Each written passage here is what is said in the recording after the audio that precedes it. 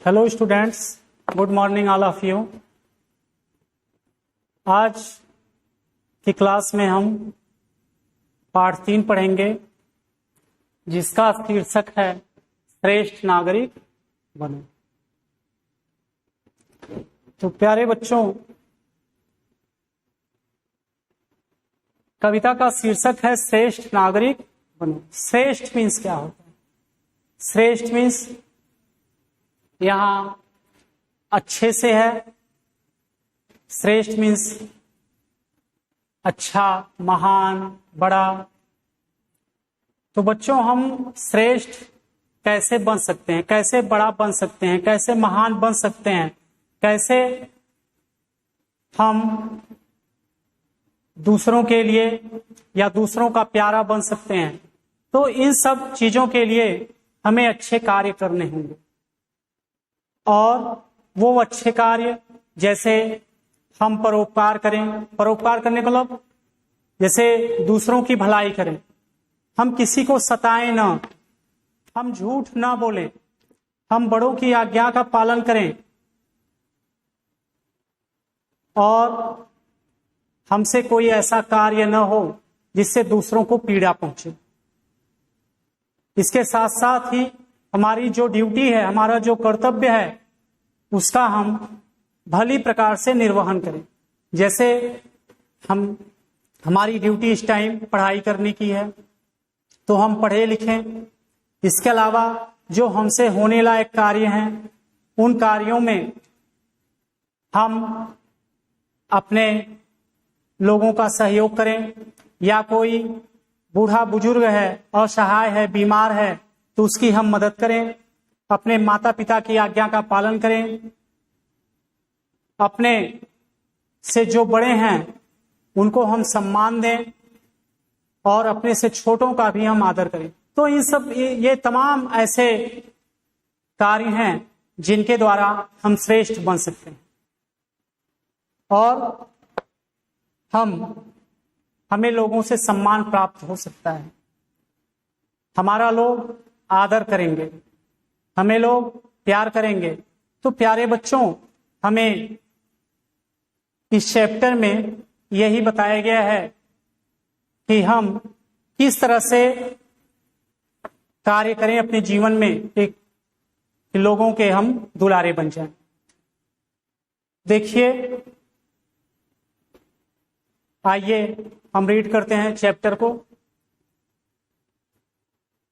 देखिए, दिया है प्रस्तावना में, प्रत्येक व्यक्ति को अच्छा नागरिक होना बहुत जरूरी है। प्रस्तुत पाठ में अच्छा नागरिक बनने की सीख दी गई है। नागरिक मीन्स व्यक्ति।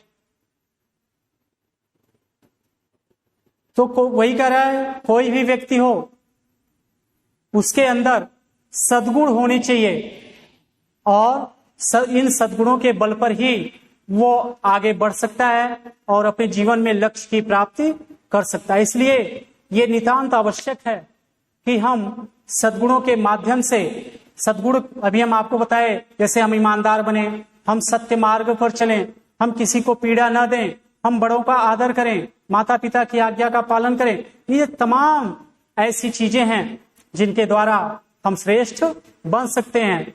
और जब हम किसी भी देश के नागरिक यदि श्रेष्ठ होंगे या वो अच्छे होंगे, तभी उस देश की उन्नति संभव है और उस देश के साथ साथ हमारा भी विकास होगा। हम भी अपने लक्ष्य को प्राप्त करने में सफल हो पाएंगे। तो बच्चों, आइए इस चैप्टर को रीड करते हैं। देखिए,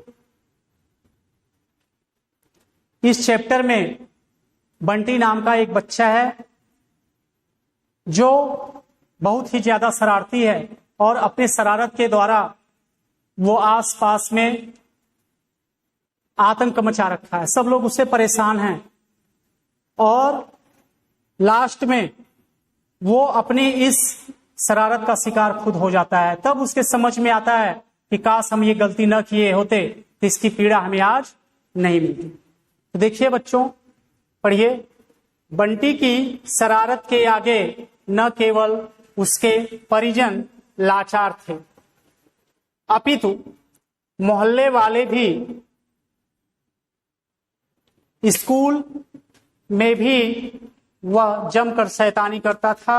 उसकी शैतानी के किस्से रोजाना नए नए होते थे, जिससे अनेक लोगों को कष्ट उठाना पड़ता था। न केवल वह बालकों को चिढ़ाता था, अपितु मार पिटाई भी करता था। तो देखिए बच्चों, शरारत, शरारत मीन्स क्या होता है? बदमाशी या बुरे कार्य। और परिजन, परिजन मीन्स होता है परिवार वाले। और लाचार होना, बेबस होना, मजबूर हो जाना। अपितु मीन्स बल्क। मोहल्ले मीन्स जैसे हमारे आसपास हम गांव में रहते हैं तो वही जो गांव है वही हमारा मोहल्ला है, या अगर हम शहर में हैं तो जो हमारी कॉलोनी है वही हमारा मोहल्ला है। तो वही कह रहा है। और देखिए शैतानी, शैतानी मीन्स होता है शरारत या बदमाशी। स्कूल में भी वह जमकर शैतानी करता था। उसकी शैतानी के किस्से, किस्से मीन्स कहानियां, रोजाना प्रतिदिन नए नए होते थे, जिससे अनेक लोगों को कष्ट उठाना पड़ता था। न केवल वह बालकों को चिढ़ाता था। चिढ़ाना का मतलब क्या होता है? किसी को मेंटली टॉर्चर करना। अगर किसी को मानसिक रूप से हम पीड़ा पहुंचाते हैं तो उसी को चिढ़ाना बोलते हैं। अपितु मार पिटाई भी करता था, अर्थात लोगों को शारीरिक और मानसिक दोनों रूप से वो त्रस्त करता था या पीड़ा पहुंचाता था। तो देखिए, बंटी की शरारत के आगे न केवल उसके परिजन लाचार थे, अपितु मोहल्ले वाले भी। कह बंटी इतना ज्यादा शरारती था कि उसके परिवार वाले तो उससे परेशान थे ही। लाचार होना का मतलब हो जाना बेबस होना, अर्थात मजबूर हो जाना। तो उसकी शरारत के आगे उसके परिवार वाले तो मजबूर थे ही, परेशान थे ही, बल्कि उसके मोहल्ले वाले भी उससे उतना ही परेशान थे जितना कि उसके परिवार वाले। स्कूल में भी वह जमकर शैतानी करता था। मतलब चाहे वो स्कूल हो चाहे वो घर हो, जमकर माने भरपूर, पूरा। शैतानी मीन्स शरारत करना। तो स्कूल में भी वो शरारत करता था। उसकी शैतानी के किस्से रोजाना नए नए होते थे, जिससे अनेक लोगों को कष्ट उठाना पड़ता था। मतलब वो तरह तरह के तमाम शरारत करता था। कभी किसी को मारता था, पीटता था, गाली देना या तमाम तरह की शरारतें करता था। और उसकी शरारत से सभी लोगों को पीड़ा होती थी। न केवल वह बालकों को चिढ़ाता था। बालकों को चिढ़ाने का मतलब क्या हुआ? कि बालकों को मानसिक रूप से प्रताड़ित करना। जैसे ये कोई नई चीज नहीं है कि चिढ़ाना। चिढ़ाना वर्ड से आप लोग चिढ़ाने वर्ड से आप लोग परिचित होंगे और आप लोग भी ये काम करते हैं, हालांकि करना नहीं चाहिए। तो वही कह रहा है, न केवल वह बालकों को चिढ़ाता था, मतलब वह लोगों को परेशान करता था, बल्कि उनके साथ साथ वो मार पिटाई भी करता था।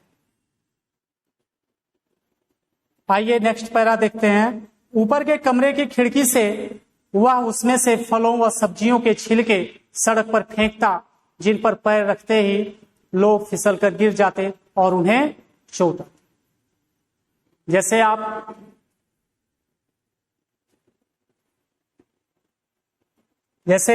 आप लोग जानते होंगे या आप लोगों को बताया गया होगा, बताया जाता है कि हमें कभी भी फल और सब्जियों के छिलके रोड पर या रास्ते पर नहीं फेंकना चाहिए। जैसे अगर हम केला खा करके छिलका सड़क पर फेंक देते हैं तो केले का छिलका जब पैर के नीचे आता है तो पैर के नीचे आते ही हम उस पे क्या होते हैं? फिसल जाते हैं। तो हमें ऐसा नहीं करना चाहिए। लेकिन ये जो बंटी था उसको ऐसा करने में बड़ा मजा आता था। वो ये जो सब्जी और फल के जो छिलके होते थे उसको खास करके वो सड़क और रास्ते पर ही फेंकता था, जिससे कि आने जाने वाले उससे फिसल कर गिरते और उसे देखकर वो बड़ा खुश होता था, उसके हृदय को आनंद मिलता था। और जब उन्हें चोट लग जाती थी वो बहुत खुश होता था। जब कोई गिरता तो वह बहुत खुश होता। दूसरों को पीड़ा पहुंचाने में उसे सुख मिलता। कह रहा है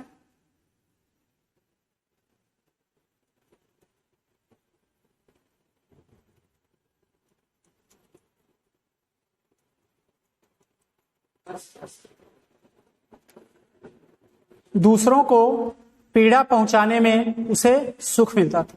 अर्थात दूसरे लोग जितने ही परेशान हो उसे उतना ही मजा आता था।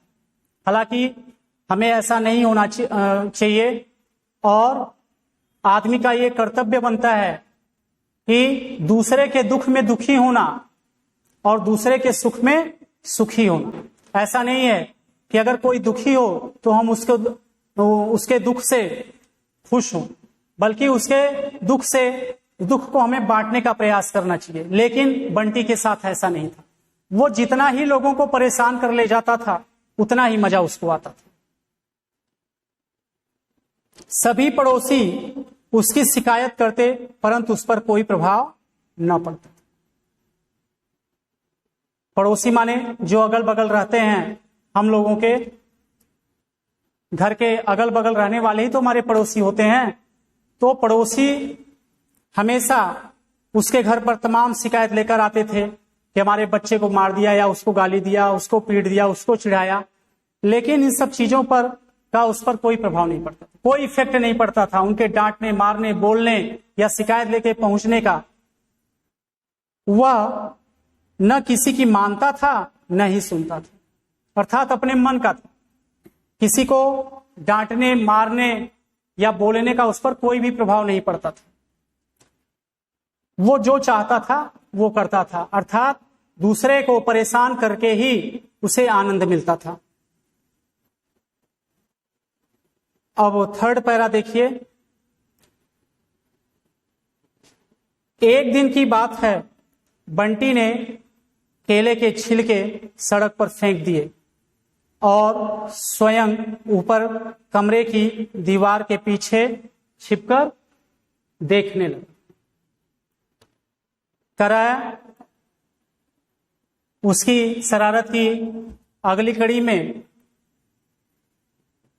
कह रहा है कि एक दिन की बात है, बंटी ने केले के छिलके सड़क पर फेंक दी। केला खाया और उसका छिलका उठा करके सड़क पर फेंक दिया। और आप लोग जानते ही हैं कि केले का छिलका जब पैरों के नीचे आता है तो तुरंत आदमी फिसल जाता है। और इसी उद्देश्य से उसने उठा करके छिलका सड़क पर फेंक दिया कि कोई राहगीर आएगा या इस सड़क से होकर के जाएगा तो जब वो गिरेगा तो गिरता हुआ उससे देखेगा और उसको जब चोट लगेगी उसे बड़ा मजा आएगा। इसी उद्देश्य की पूर्ति के लिए उसने छिलका उठा करके सड़क पर फेंक दिया और स्वयं ऊपर के कमरे की दीवार के पीछे छिप करके देखने लगा। और खुद जैसे फेंकने के बाद खुद वो छिप गया कि देखें क्या होता है। और मन में वो सोच रहा है, देखिए उसका विचार था कि थोड़ी देर में किसी का इन छिलकों के ऊपर पैर पड़ेगा और वह फिसलकर गिर पड़ेगा। वो यही सोच ही रहा था कि ज्यों ही इस केले के छिलके पर किसी का पैर पड़ेगा और वो फिसलेगा और फिसल करके जब गिरेगा चोट लगेगी तब उसको बड़ा मजा आएगा, बड़ा आनंद आएगा।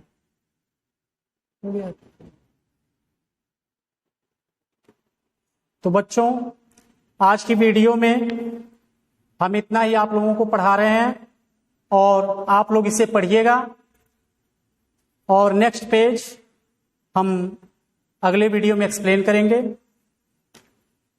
और ये आप लोग पार्ट 3 मीनिंग क्लियर कर लीजिएगा और ठीक।